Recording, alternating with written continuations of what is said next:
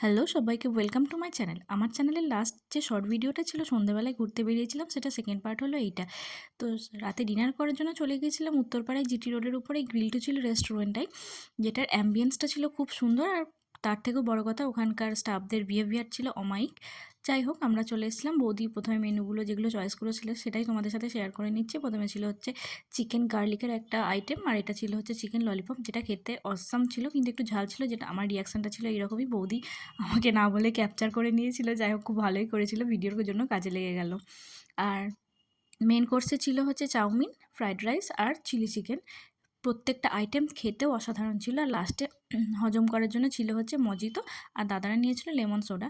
তো যাই হোক, খেতে খুব সুন্দর লেগেছিলো। তোমরা কার কার আমার মতো মজিতো খেতে ভালোবাসো আমাকে কমেন্ট করে দিও। ভিডিওটি ভালো লাগলে লাইক করে দিও, চ্যানেলটিকে সাবস্ক্রাইব করে প্লিজ আমার পাশে থাকো।